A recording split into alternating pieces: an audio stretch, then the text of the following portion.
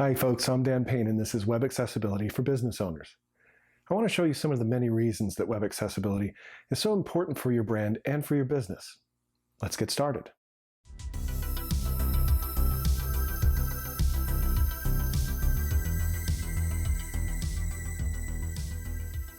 As you'll hear me say many times, web accessibility is about removing barriers that people face when they try to use the web. So we're talking about things like you can't figure out how to check out of an e-commerce store because an error message is so vague. Not being able to read content because of poor contrast. That's when the text is too light against a light background or vice versa.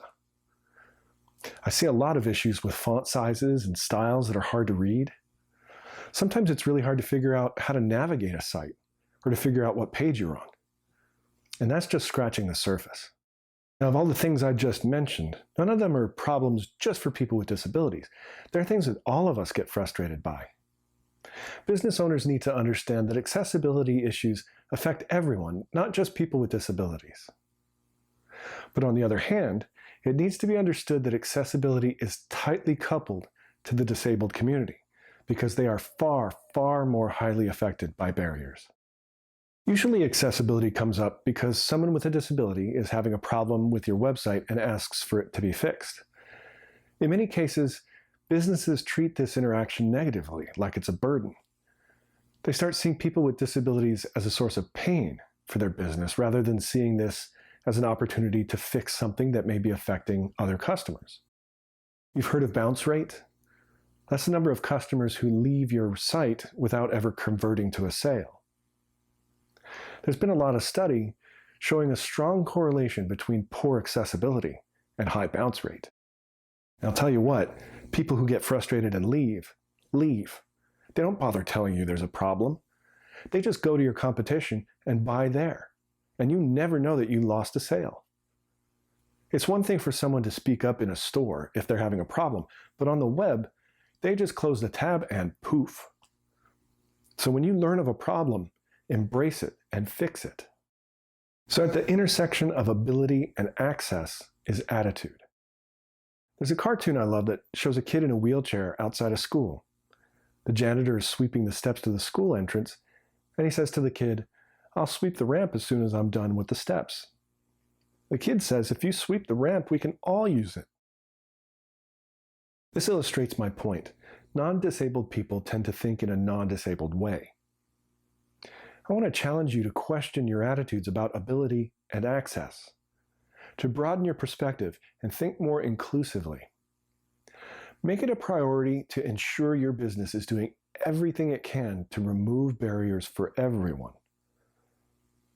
A great way to make that happen is to listen to the people being impacted the most.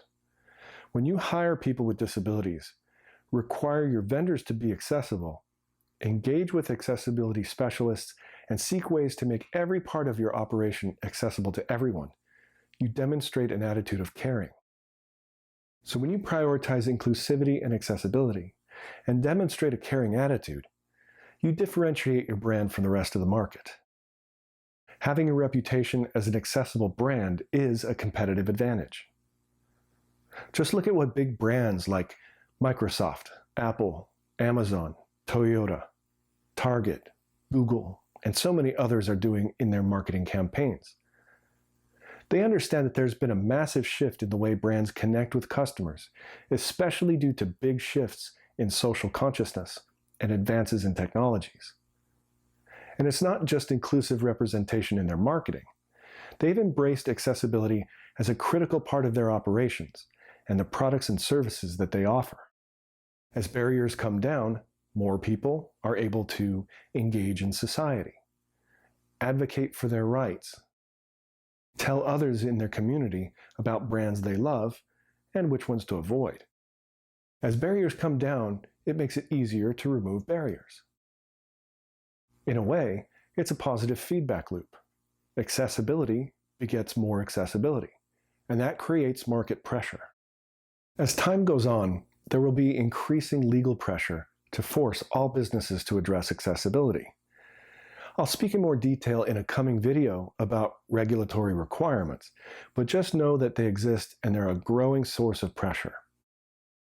What this means is accessibility is something that will need to be dealt with eventually, so why not do it at a time when it will set your brand apart?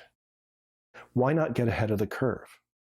So what happens when you expand your inclusivity? You obviously reach more customers, but it's not just that. If you're open about it and demonstrate that you're committed to reaching those customers who are traditionally excluded, you build trust in your brand. The American Institutes for Research say that 22 million adults make up the working age disabled population in the US, and they generate nearly $500 billion in disposable income every year. That's almost as much as the African American and Hispanic populations. You simply can't ignore this spending force.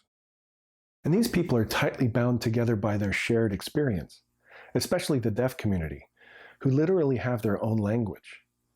They're all over social media sharing with each other about their good and bad experiences in a way that's far more focused on their unique needs.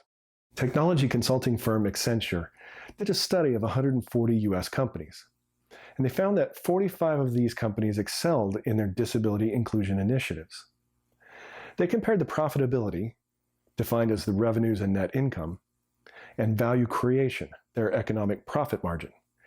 They found these companies achieved 28% higher revenue, double the net income, and 30% higher economic profit margins over the 4-year period that they analyzed. They also found that of the 140 companies, ones that improved their scores over time were 4 times more likely to have total shareholder returns that outperform their peers, compared to the non-improvers. There's a link to their 17-page report on my resources page, and I highly recommend you check it out. So in conclusion, it's critical for businesses to engage with accessibility in all areas of their operations, but specifically on their website, since it's the central place where customers interact with the brand. When you remove barriers for some, you remove them for all. Customers with disabilities represent a huge spending force, and their friends and families notice and appreciate brands that show they care. Finally, the point I like to stress the most is that accessible brands have a competitive advantage. It's a market differentiator now that will become unavoidable as time goes on. Okay, so in my next video, we'll talk about my very least favorite subject, accessibility overlays, and why you should avoid them. Thanks for watching. Cheers.